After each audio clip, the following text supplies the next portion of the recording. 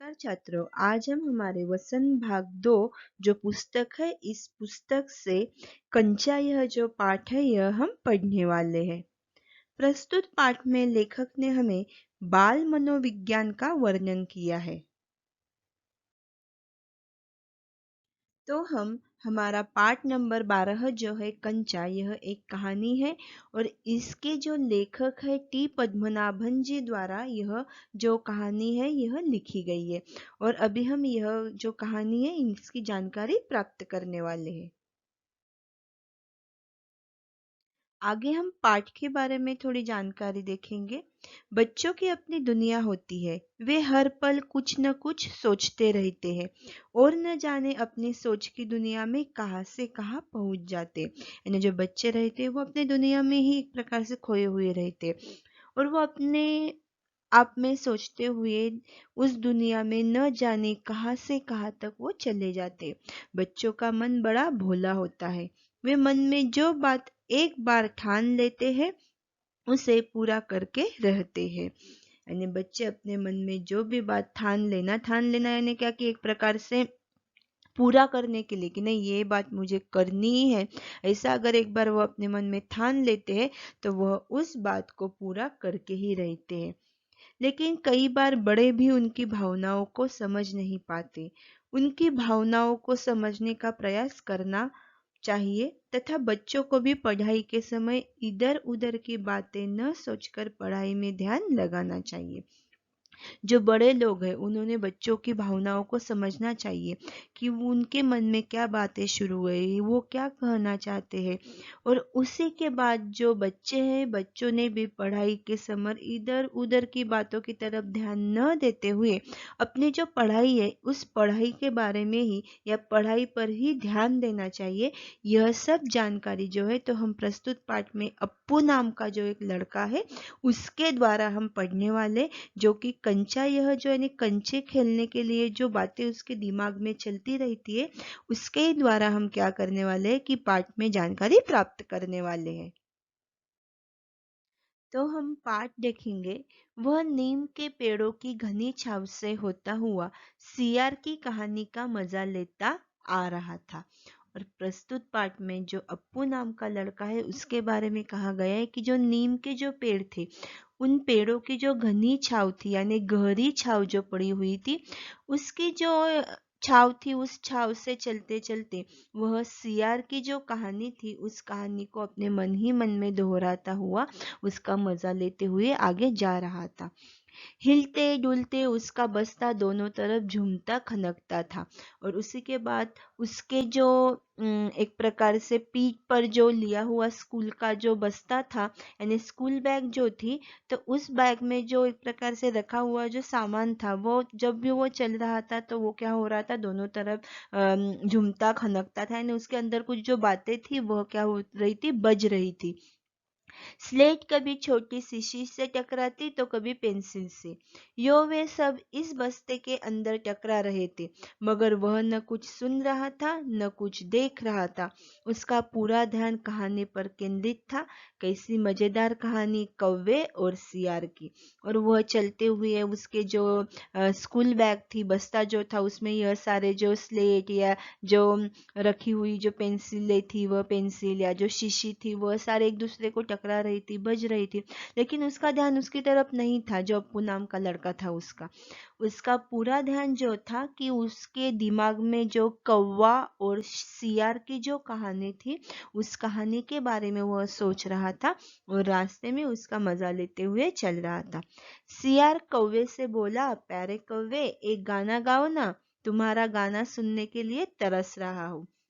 और वो अपने मन ही मन में यह सोच रहा है कि उस कहानी में जो बातें घटित होती है कि जो सियार है कौवे को कह रहा है कि कौवे तुम गाओ ना, मैं तुम्हारा गाना गाने के लिए तरस रहा हूँ।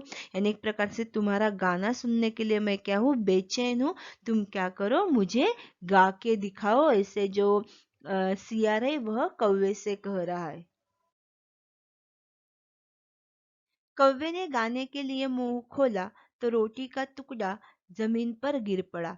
सियार उसे उठाकर 9 2 11 हो गया। और इस प्रकार से जैसे ही कौवे ने गाना गाने के लिए मुंह खोला, उसके मुंह में जो रोटी का टुकड़ा जो था वह जमीन पर गिर गया, और जो सियार था वह सियार उस रोटी के टुकड़े को उठाकर 9-2-11 हो गया। 9-2-11 होना यह क्या है? मुहावरा है, और उसका अर्थ है कि भाग जाना। 9-2-11 होना यानी क्या? कि भाग जाना। वह जोर से हंसा, बुद्धू कौवा। और उसी प्रकार से जो अप्पू था, यह जो कहानी है वो अपने अपने ही मन में सोच रहा था, और इसी प्रकार से जो अप्पू था उसे हंसी आ गई और बोलने लगा, बुद्धू कौवा है। कैसे गाना गाने के लिए मुंह खोला, और उसके मुंह से क्या है कि जो रोटी का टुकड़ा था वह नीचे गिर गया। वह चलते चलते दुकान के सामने पहुंचा। वहां अलमारी में कांच के बड़े बड़े जार कतार में रखे थे। उनमें चॉकलेट, पिपरमिंट और बिस्कुट थे। उसकी नजर उनमें से किसी पर नहीं पड़ी। क्यों देखे, उसके पिताजी उसे ये चीजें बराबर ला देते हैं। और इसी प्रकार से जैसे ही वह चलते चलते दुकान के सामने आया, तो अलमारी में जो कांच के जो जार रखे हुए थे, तो उन जार जो कतार से रखे हुए थे, कतार से यानी क्या कि लाइन से, तो उन जारों की तरफ उसकी उसकी नजर गई या उसका ध्यान गया। उसमें चॉकलेट, पिपरमिंट यानी जो व्हाइट कलर की जो या सफेद रंग की जो गोली रहती, वह बिस्किट जो थे वह सारे रखे हुए थे। लेकिन इन सब चीजों पर उसका ध्यान बिल्कुल नहीं गया। क्यों नहीं गया? क्योंकि उसके पिताजी उसे यह जो बातें हैं वह बार बार ला के देते थे, इसलिए उसका ध्यान उन जार की तरफ नहीं गया। और उसी प्रकार से आगे हमें लेखक बता रहे, फिर भी एक नए जार ने उसका ध्यान आकृष्ट किया। यानी इस प्रकार से जो रखे हुए खाने की जो चीजें थी, उन चीजों की तरफ उसका ध्यान आकृष्ट नहीं हुआ। ध्यान आकृष्ट होना यानी कि एक प्रकार से उसकी तरफ उसकी जो नजर थी वह एक प्रकार से उस वस्तु की तरफ क्या हुई कि आकर्षित हुई। वह कंधे से लटकते बस्ते का फीता एक तरफ हटाकर उस जार के सामने खड़ा टुकुर टुकुर ताकता रहा। और इस प्रकार से उसने जो कंधे पर अपने जो स्कूल की जो बैग थी, बस्ता जो था वो लिया हुआ था, और उसमें जो सामान था उस वजह से क्या हुआ था कि उस बैग का जो बस्ते का जो फीता था वह एक तरफ था, यानी एक तरफ वह झुकी हुई थी। तो उस बैग को उसने क्या किया कि हटाकर यानी उसे बराबर किया, और सामने रखा हुआ जो जार था, तो उस जार की तरफ वह खड़ा टुकर टुकर ताकता रहा। टुकर टुकर ताकना यह क्या है कि मुहावरा है। टुकर टुकर ताकना यानी एक जैसे या एक टक देखते रहना। टुकर टुकर ताकना यानी कि यह क्या है? मुहावरा है, यानी एक जैसे देखना। नया नया लाकर रखा गया है। उससे पहले उसने ये वह चीज यहाँ नहीं देखी है। पूरे जार में कंचे हैं, हरी लकीर वाले बढ़िया सफेद गोल कंचे। और इसी प्रकार से आज जिस जार की तरफ उसका ध्यान आकृष्ट हुआ था या ध्यान खींचा गया था, वह जार आज ही वहां पर लाके रखा गया था। नया नया वह लाकर रखा गया था, और उस चीज की तरफ वह एक जैसे टुकर टुकर ताकता रहा, यानी देखता रहा। और पूरा जार जो था वह कंचों से भरा हुआ था, हरी लकीर वाले, यानी उसके ऊपर जो थे जो कंचे थे उसके ऊपर हरी लकीरें यानी लाइंस बनाई हुई थी। सफेद गोल कंचे, बड़े आंवले जैसे, कितने खूबसूरत है। अब तक ये कहा थे शायद दुकान के अंदर, अब दुकानदार ने दिखाने के लिए बाहर रखा होगा। और इसी प्रकार से क्या था कि जो अप्पू है वह सोचने लगा कि अब तक ये जो एक प्रकार से जो रखे हुए यह जो कंचे है, यह कंचे क्या है कि यह अंदर रखे होंगे, लेकिन अभी दुकानदार ने क्या किए कि ये लकीर वाले बढ़िया सफेद गोल बड़े आंवले जैसे खूबसूरत कंचे जो है, तो दुकानदार ने अभी क्या किया कि इसे बाहर रखा है दिखाने के लिए। इसे जो कंचों का जार है उसे दुकानदार ने क्या किया है कि शायद से बाहर रख दिया है। ऐसे अप्पू क्या कर रहा था कि अपने मन ही मन में यह बातें सारे सोच रहा था या बोल रहा था। और उस प्रकार से वह उस जार को देखते देखते, उसके देखते देखते जार बड़ा होने लगा। वह आसमान सा बड़ा हो गया, तो वह भी उसके भीतर आ गया। वहां और कोई लड़का तो नहीं था। फिर भी उसे वही पसंद था। छोटी बहन के हमेशा से चले जाने के बाद वह अकेले ही खेलता था। और इसी प्रकार से जो अप्पू था वह अपनी बातों में खोया हुआ था। देखते देखते वह जो जार था वो बड़ा हो गया, आसमान जैसे बड़ा हो गया, और वह उसके भीतर आके ऐसे बैठ गया। और वहां पे उसके यहाँ पर कोई दूसरा लड़का नहीं था, लेकिन फिर भी उसे वह जो कंचे है वह उसे पसंद थे, क्योंकि उसके साथ उसके घर में कोई खेलने वाला और लड़का नहीं था, लेकिन उसे फिर भी जो कंचे थे वह पसंद थे। छोटी बहन जो थी उसकी, तो छोटी बहन जो हमेशा के लिए चले जाने के बाद वह अकेला ही अपने घर में खेलता था, यानी उसकी बहन जो थी, तो शायद से किसी दुर्घटना में उसकी बहन की मृत्यु हो गई होगी। घर में वह अकेला ही था, लेकिन फिर भी उसे कंचे जो थे वह बहुत पसंद थे और वह अकेले ही खेलता था। वह कंचे चारों तरफ बिखेरता मजे में खेलता रहा। तभी एक आवाज आई, लड़के तू उस जार को नीचे गिरा देगा। वह चौंक उठा। और इसी प्रकार से क्या हुआ कि जो अप्पू था, यह सारी बातें वो मन में लेकर ऐसे ही उन कंचों के साथ खेलने लगा। जार बड़ा होने लगा, वह उसके अंदर जाके बैठ गया, और इस प्रकार से वह खेलने लगा। कंचों को चारों तरफ बिखर कर वह मजे लेते हुए खेलता हुआ उसके दिमाग में यह सारी बातें शुरू हुई। और इतने में क्या हुआ कि उसे आवाज आई, लड़के तू उस जार को नीचे गिरा देगा। और इतने में क्या हुआ कि वह जो एक प्रकार से ख्याली बातों में जो खोया हुआ था वह जग गया और एकदम से चौंक उठा कि उसे किसने तो आवाज दी। आगे हमें लेखक बता रहे, जार अब छोटा बनता जा रहा था। छोटे जार में हरी लकीर वाले सफेद गोल कंचे, छोटे आंवले जैसे। और जैसे ही दुकानदार ने उसे आवाज दिया कि लड़के तू उस जार को नीचे गिरा देगा, तो वो जो ख्याली दुनिया में खोया हुआ था वो अचानक से जो शुरू जो बातें थी उसमें आ गया, कि वर्तमान स्थिति जो थी उसमें। और जो देखते देखते जो जार उसके सामने बड़ा हुआ था वह जार छोटा छोटा होते गया, उसको दिखाई पड़ रहा था। और उस जार में हरी लकीर वाले सफेद गोल कंचे उसके सामने रखे हुए थे, आंवले जैसे उसे दिखाई पड़ रहे थे। सिर्फ दो जने वहां है, वह और बूढ़ा दुकानदार। दुकानदार के चेहरे पर कुछ चिड़चिड़ाहट थी। और इस प्रकार से क्या था कि वहां पे सिर्फ दुकान में वह लड़का यानी अप्पू और दुकानदार, यह दो लोग ही वहां पर थे। दुकानदार कैसे था, बूढ़ा था, और दुकानदार के चेहरे पर कुछ चिड़चिड़ाहट थी। यानी इस प्रकार से वह लड़का दुकान के सामने गया है, उस जार को वो देखे जा रहा है, जार नीचे ना गिरा दे, कहीं वो फूट ना जाए। इस वजह से उसकी चेहरे पर एक प्रकार से चिड़चिड़ाहट दिखाई पड़ रही थी। मैंने कहा ना, जो चाहते हो वह मैं निकाल कर दूं। वह उदास हो अलग खड़ा रहा। क्या कंचा चाहिए? और इस प्रकार से फिर दुकानदार उसे कहने लगा कि मैं कहता हूँ कि तुम्हें जो चाहिए या तुझे जो चाहिए मैं वो निकाल के दूंगा। और इतने में क्या हो गया कि वह उदास हो गया और थोड़ा दूर जाके अलग जाके खड़ा रह गया। फिर दुकानदार ने फिर से उसे पूछा, क्या तुझे कंचा चाहिए? और उसी के बाद दुकानदार ने जार का ढक्कन खोलना शुरू किया। उसने निषेध में सिर हिलाया। और जैसे दुकानदार को लगा कि उसे कंचे चाहिए, तो दुकानदार ने क्या किया कि जो जिस जार में कंचे रखे हुए थे उसका ढक्कन खोलने लगे। तो उसने निषेध में यानी क्या कि एक प्रकार से मना करते हुए या नहीं कहते हुए सिर हिलाया कि नहीं, मुझे नहीं चाहिए। तो फिर दुकानदार ने सवाल किया।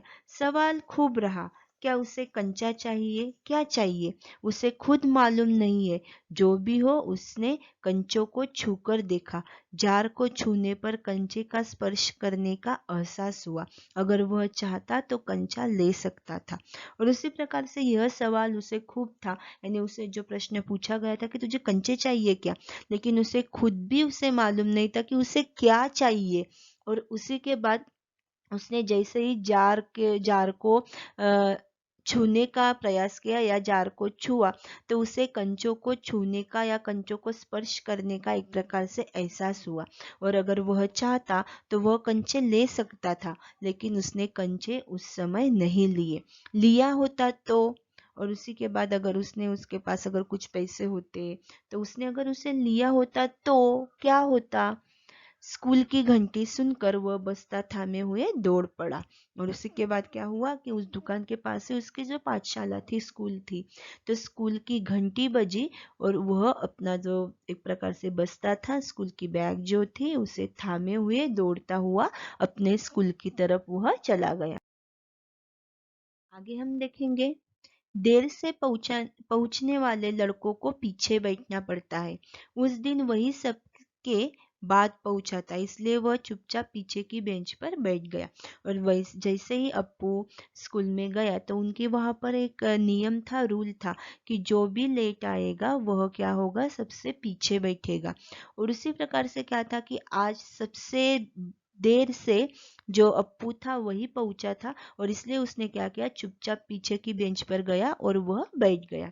सब अपनी अपनी जगह पर है। रामन अगली बेंच पर है, वह रोज समय पर आता है। तीसरी बेंच के आखिर आखिर में मल्लिका के बाद अम्मू बैठी है। जॉर्ज दिखाई नहीं पड़ता है। और उसी के बाद उसके क्लास में, उसके कक्षा में जो जो लड़के थे, उसने एक बार नजर डाली कि जो कोई था अपने अपने जगह पर, जहाँ वह रोज आकर बैठते थे वहीं पे बैठे था। रामन अगली बेंच पर बैठा था क्योंकि वह रोज जल्दी आता है। उसी के बाद तीसरी बेंच के आखिरी में मल्लिका, मल्लिका के बाद अम्मू, यह सारे जो थे वह बैठे हुए थे। लेकिन जो जॉर्ज नाम का उसका जो दोस्त था, वह दोस्त उसे दिखाई नहीं पड़ रहा था। लड़कों के बीच जॉर्ज ही सबसे अच्छा कंचे का खिलाड़ी है। कितना भी बड़ा लड़का उसके साथ खेले, जॉर्ज से मात खाएगा। और उसी के बाद क्या था कि उसने जो कंचे देखे थे तो उसके दिमाग में वही बातें शुरू थी, और उसके दिमाग में वही बातें शुरू थी, और वो सोच रहा है कि लड़कों के बीच में, यानी जो लड़के हैं उसकी कक्षा में, तो उन सब में जॉर्ज ही सबसे अच्छा कंचे खेल सकता था या कंचों का खिलाड़ी था। कितना भी बड़ा लड़का अगर उसके साथ खेले तो वह जॉर्ज से मात खाएगा। मात खाना यानी क्या कि हार जाता था। हारने पर यो ही विदा नहीं हो सकता। और इसी प्रकार से कोई अगर उससे हारता था तो वो वहां से ऐसे ही विदा, विदा यानी क्या कि वहां से जाना, वो ऐसे ही वहां से नहीं जा सकता था। हारे हुए को अपनी बंद मुट्ठी जमीन पर रखनी होगी, तब जॉर्ज कंचा चलाकर बंद मुट्ठी के जोड़ों की हड्डी तोड़ेगा। और उसी के बाद जैसे ही कोई अगर हार जाता था जॉर्ज के साथ कंचे खेलने में, तो क्या होता था कि वह अपनी मुट्ठी जो है वो बंद करके जमीन पर रखता था। जॉर्ज उससे कंचे से बंद मुट्ठी को तो एक प्रकार से कंचे से खोलता था, हड्डी तोड़ता था, ऐसे बोला गया है। और उसी के बाद जो हारने वाला है वो वहां से जा पाता था। यानी एक प्रकार से उसका जो दोस्त था जॉर्ज, वह कितनी अच्छे तरीके से कंचे खेलता था, यह जो बातें हैं वह अप्पू के दिमाग में चल रही है, जो कि उस दिन जॉर्ज अपने स्कूल में या पाठशाला में नहीं आया था। जॉर्ज क्यों नहीं आया? अरे हाँ, जॉर्ज को बुखार है ना। उसे रामन ने यह सूचना दी थी। उसने मल्लिका को सब बताया था। जॉर्ज का घर रामन के घर के रास्ते में पड़ता है, और इसी प्रकार से उसका जॉर्ज नाम का दोस्त आज क्यों नहीं आया, ऐसे वह सोच ही रहा था। तो इतने में उसके समझ में आ गया कि अरे हाँ, आज जॉर्ज को बुखार हुआ है या बुखार आया है। और इस वजह से जो रामन था, रामन ने यह सूचना उसे दे दी थी। और रामन, उसने मल्लिका को यह सब बातें बता दी थी कि वह जॉर्ज क्यों नहीं आया। और रामन का घर जो था तो रास्ते में ही पड़ता था, इसलिए जॉर्ज को बुखार आया है यह बातें उसे अच्छी तरीके से मालूम थी। अप्पू कक्षा की तरफ ध्यान नहीं दे रहा है, मास्टर जी। और इसी प्रकार से जो अप्पू था, अप्पू के दिमाग में सारी जो कंचों की बातें थी वही शुरू थी। और उसी के बाद उसका ध्यान कक्षा में जो मास्टर जी पढ़ा रहे थे उसकी तरफ नहीं था। मास्टर जी, उसने हड़बड़ी में पुस्तक खोलकर सामने रख ली। रेलगाड़ी का सबक था, रेलगाड़ी रेलगाड़ी पृष्ठ 37। घर पर उसने यह पाठ पढ़ लिया है। और उसी प्रकार से जो मास्टर जी थे, मास्टर जी पढ़ा रहे थे, और वह जो एक प्रकार से अप्पू था उसने हड़बड़ी में यानी जल्दी जल्दी से अपने पुस्तक खोली, सामने रख दी। और जो मास्टर जी जो थे वह रेलगाड़ी का सबक यानी रेलगाड़ी का जो पार्ट था वह सिखा रहे थे। और पृष्ठ नंबर यानी जो पेज नंबर था वह भी वह बता रहे थे, 37। और जो अप्पू था, अप्पू ने यह पाठ जो था घर में ही पहले ही पढ़ लिया था। आगे मास्टर जी बच्चों को पढ़ा रहे थे। मास्टर जी बीच बीच में बेंच से मेज ठोकते हुए ऊंची आवाज में कह रहे थे, बच्चों तुम में से कई ने रेलगाड़ी देखी होगी। उसे भाप की गाड़ी भी कहते हैं क्योंकि उसका यंत्र भाप की शक्ति से ही चलता है। भाप का मतलब पानी से निकलती भाप से है। तुम लोगों के घरों के चूल्हे में भी। और इसी प्रकार से जो मास्टर जी है वो रेलगाड़ी का सबक पढ़ा रहे थे और रेलगाड़ी के बारे में जानकारी दे रहे थे कि वह भाप से चलती है, उसका यंत्र भाप की शक्ति से ही चलता है। उसी के बाद जो पानी है, पानी से निकलती है, उसे भाप कहा जाता है। और उसी के बाद तुम लोगों के घरों में चूल्हे में से भी, यानी एक प्रकार से वह कहना चाह रहे थे बच्चों को कि चूल्हे में से भी जो निकलती है भाप, इस प्रकार से वह बच्चों को उदाहरण दे रहे थे। अप्पू ने भी सोचा रेलगाड़ी, उसने रेलगाड़ी देखी है, झुक झुक यही रेलगाड़ी है, वह भाप की भी गाड़ी का मतलब। और इसी प्रकार से अप्पू के दिमाग में अब रेलगाड़ी के बारे में भी कि हाँ मैंने तो देखी है रेलगाड़ी, झुक झुक गाड़ी जो होती है वह, उसी के बाद भाप की जो गाड़ी होती है मतलब वही रेलगाड़ी है। मास्टर जी की आवाज अब कम ऊंची थी। वे रेलगाड़ी के हर एक हिस्से के बारे में समझा रहे थे। और इसी प्रकार से जो अप्पू था, अप्पू के जो मास्टर जी थे, रेलगाड़ी के बारे में, रेलगाड़ी का हर एक हिस्सा जो है उसके बारे में वह बच्चों को क्या कर रहे थे, जानकारी दे रहे थे कि किस प्रकार से रेलगाड़ी के हर एक जो हिस्सा होता है, किस प्रकार से भाप होती है, यह सारी जानकारी मास्टर जी क्या कर रहे थे कि बच्चों को दे रहे थे। आगे मास्टर जी बता रहे, पानी रखने के लिए खास जगह है, इसे अंग्रेजी में बॉयलर कहते हैं। यह लोहे का बड़ा पीपा है। और इस प्रकार से मास्टर जी जो रेलगाड़ी है उस रेलगाड़ी के बारे में बता रहे हैं कि पानी रखने के लिए एक खास जगह बनाई जाती है, इसे अंग्रेजी में बॉयलर कहते हैं। और एक लोहे का बड़ा पीपा यानी एक प्रकार से लोहे की बड़ी टंकी होती है, इस प्रकार से यह होता है। लोहे का एक बड़ा कांच का जार, उसमें हरी लकीर वाले सफेद गोल कंचे, बड़े आंवले जैसे। और इस प्रकार से लोहे का बड़ा पीपा, जैसे ही मास्टर जी ने बोला तो जो अप्पू था, अप्पू के दिमाग में लोहे का एक बड़ा कांच का जार, यानी लोहे के बड़े पीपे की जगह पर लोहे का एक बड़ा कांच का जार उसके आंखों के सामने आ गया। उसमें हरी लकीर वाले सफेद गोल आंवले जैसे कंचे। यह सब बातें उसके दिमाग में फिर से चलने लगी जैसे ही मास्टर जी ने लोहे के पीपे की बात की वैसे। जॉर्ज जब अच्छा होकर आ जाएगा तब उससे कहेगा। उस समय जॉर्ज कितना खुश होगा। सिर्फ वे दोनों खेलेंगे और किसी को साथ खेलने नहीं देंगे। और इस प्रकार से मास्टर जी पढ़ा रहे हैं लेकिन उसका ध्यान उसकी तरफ नहीं है और वह कहने लगा कि जॉर्ज जैसे ही आएगा हम दोनों एक साथ खेलेंगे और उसी के बाद किसी को हम खेलने नहीं देंगे। उसके चेहरे पर चौक का टुकड़ा आ गिरा। अनुभव के कारण वह उठकर खड़ा हो गया। मास्टर जी गुस्से में है। और इतने में क्या हुआ कि मास्टर जी के ध्यान में आया कि अप्पू का ध्यान कक्षा में नहीं है और एक चौक का टुकड़ा जो था वो उसके मुंह पर आके गिरा। और अनुभव यानी उन लोगों को यह अनुभव था कि अगर इस प्रकार से अगर चौक का टुकड़ा लग गया तो हमें उठकर खड़ा होना है। और वो अनुभव के जैसे ही वह खड़ा हो गया, मास्टर जी बहुत जैसे ही अप्पू अपनी जगह पर खड़ा हो गया, अरे तू उधर क्या कर रहा है? उसका दम घुट रहा था। बोल। वह खामोश खड़ा रहा। और जैसे ही मास्टर जी ने उससे पूछा कि तू वहां पर क्या कर रहा है, उसका दम घुटने लगा यानी उसे घुटन से होने लगी। मास्टर जी उसे फिर से कह रहे बोल। वह खामोश खड़ा रहा। क्या नहीं बोलेगा? वे अप्पू के पास पहुंचे। सारी कक्षा सांस रोके हुए उसी तरफ देख रही है। और उसी प्रकार से मास्टर जी कह रहे हैं कि बोल, तू क्या सोच रहा है? एक प्रकार से तेरे मन में क्या बातें शुरू है? वह खामोश खड़ा था, वह कुछ नहीं बोला। सारी कक्षा एक प्रकार से सांस रोके हुए यानी आगे क्या होगा यह जानने के लिए उसकी तरफ देख रहे थे क्योंकि मास्टर जी को गुस्सा आ गया था बहुत उस समय। घबराहट बढ़ गई। मैं अभी किसके बारे में बता रहा था? कर्मठ मास्टर जी उस लड़के का चेहरा देखकर समझ गए कि उसके मन में और कुछ है। और इस प्रकार से मास्टर जी अप्पू से बात करने लगे कि मैं किसके बारे में बता रहा था, बता मुझे।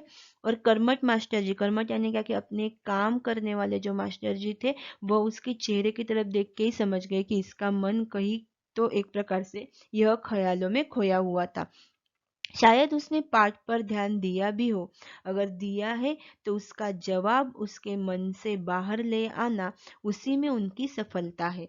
और इसी प्रकार से अगर उसका ध्यान अगर कक्षा में है तो वह मास्टर जी ने जो प्रश्न पूछा है उसका जवाब वह देगा ही। और अगर उसने जवाब दिया, ध्यान होगा नहीं होगा, तो जो एक प्रकार से अपना प्रश्न पूछने के बाद अध्यापक को अगर सामने वाले के मुंह से अच्छे से अगर जवाब मिले या अच्छे से उनके मन से जो बात है वह निकालना, उसी में एक अध्यापक की सफलता होती है। और उसी प्रकार से जो मास्टर जी थे तो उसके दिमाग में जो बातें हैं या उसका जवाब जो था वह मन से बाहर लाना, उसी में उनकी सफलता थी। हाँ हाँ बता, डरना मत। मास्टर जी ने देखा अप्पू की जबान पर जवाब था हाँ हाँ। और इसी प्रकार से जो मास्टर जी उसे कह रहे कि तू डर मत, बता क्या तेरे मन में क्या बात शुरू थी, डरना मत, मेरे प्रश्न का उत्तर दे। छात्रों, हमने देखा कि जो अप्पू नाम का लड़का है वह जो कंचों का जार देख लेता है और पूरे दिन यानी पाठशाला में भी उसके मन में वही कंचों की बातें जो थी वह शुरू थी। और मास्टर जी जब उसे प्रश्न पूछते तो उसके दिमाग में वही बातें शुरू थी। अब यहाँ तक हमने यह देखा, अब इसके आगे का पाठ हम अगले वीडियो में देखेंगे। धन्यवाद।